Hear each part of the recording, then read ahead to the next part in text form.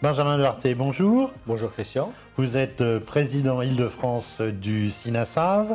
Le conduit de cheminée est une composante majeure du système de chauffage. Est-ce qu'il faut vraiment le ramener tous les ans ?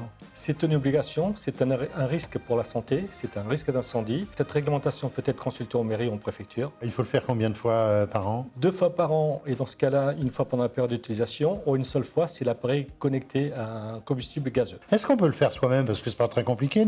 Dans le commerce, on trouve des kits de ramenage. C'est possible? La loi impose que cela soit exécuté par un professionnel qualifié, ayant toutes les qualifications requises pour faire cela dans les règles de l'art.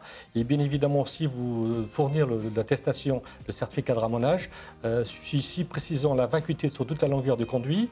Ensuite, si le conduit qui est ramoné, le type de conduit et la longueur du conduit. D'accord. On trouve aussi des poudres de ramonage, des bûches de ramonage, même avec des certificats à l'intérieur. Ça sert à quoi?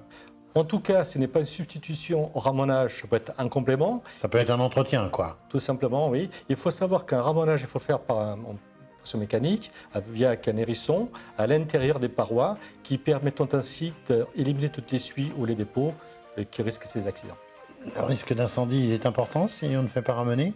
Oui, tout simplement parce que le fait de provoquer de la chaleur, cette chaleur, si les suies ne sont pas enlevées, elles peuvent prendre feu et donc le risque d'incendie avec toutes les conséquences qu'on mesure derrière. Et les risques pour la santé, c'est quoi? Ils sont énormes, il y a le risque de refoulement, d'où le monoxyde de carbone, donc l'intoxication. Et comme vous le savez tous, le monoxyde de carbone, on rappelle, incolore, inodore et sans saveur. Est-ce qu'il y a des sanctions pénales, légales? La loi prévoit 450 € d'amende en cas de non-exécution du ramonage. En cas d'incident, votre assureur peut vous refuser les indemnités de... D'accord.